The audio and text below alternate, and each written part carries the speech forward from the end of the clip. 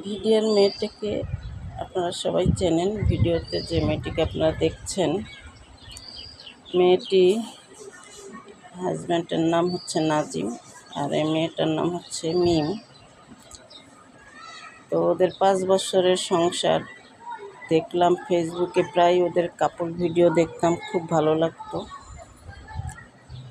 হঠাৎ একদিন শুনি যে ওর হাজব্যান্ড ওকে ডিভোর্স দিছে। তো ডিভোর্সটা যে কেন দিল সেটাও বুঝতে পারলাম না। সে আরেকদিন এসে ফেসবুকে বলল যে তার ক্যারেক্টার নিয়ে অনেক আজে বাজে কথা বলল মিমের। যাই হোক, অন্যদিকে মিম পরে এসে বলল অন্য কথা, যে তার বান্ধবী তানিশা, এই তানিশাকে নিয়ে যখন ভিডিও করে মিম, তখন অনেক দিনই নিষেধ করছি কমেন্টে যে কেন বান্ধবীকে নিয়ে তোমার ভিডিও করতে হবে, বান্ধবী কেন সারাক্ষণ তোমার বাসায় থাকে, এতে তো তোমার সমস্যা হবে হাজব্যান্ডকে নিয়ে। পরে দেখি তখন মিম বলছে যে আমার বান্ধবী, আমার স্বামী, আমার সমস্যা নেই, আপনাদের সমস্যা কেন? যাই হোক, তারপর আর আমরা তেমন কিছু বলি নেই। পরে দেখি যে এই মেয়েটাকে ডিভোর্স দিছে কেন, সেই বান্ধবীর সাথে তার হাজব্যান্ডের সম্পর্ক। তানিশা একটা মেয়ে, সে মেয়েটাও একটা বাচ্চা মেয়ে। একটা বাচ্চা মেয়ে ফেসবুকে এসে যে কত কথা বলে, যা শুনলে মাথা গরম হয়ে যায়, মাথা নষ্ট হয়ে যায়, মনটা চায় সাথে সাথে ওরা ধৈর্য কয়টা লাগাই।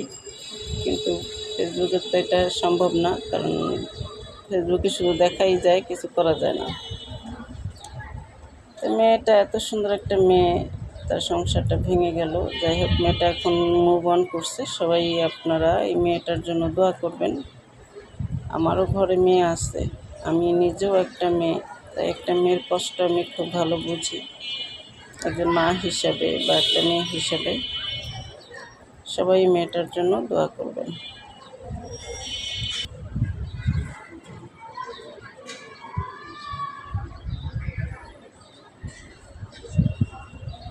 আসলে মেয়ে হিসাবে আমাদের সবারই উচিত আরেকটা মেয়েকে হেল্প করা, কিন্তু তার সংসার ভাঙা এটা কোনো ভালো কাজ নয়। তানিশা মেয়েটা খুবই বাজে, তার বিহেভিয়ারও খুব বাজে। সে ফেসবুকে এসে অনেক আজে বাজে কথা বলে, আর মিথ্যা বলার তো তার কোনো শেষ নাই, চরম আকারে। তবে আমি বলবো তানিশার বাবা মাকে নিজের সন্তানকে লাগাম দিন, নিজের সন্তানকে ভালো কিছু শেখান, ভালো কিছু করতে শেখান, ভালো কিছু বলতে শেখান, যেন বাহিরের মানুষ আপনার মেয়েকে আজে বাজে কথা বলতে না পারে। আর যদি এভাবে আল্লাহর রাস্তায় মেয়েকে ছেড়ে দেন, তাহলে তো মেয়ে যা মন চায় তাই করবে, যা খুশি তাই করবে, তা কারোর কিছু করার নেই।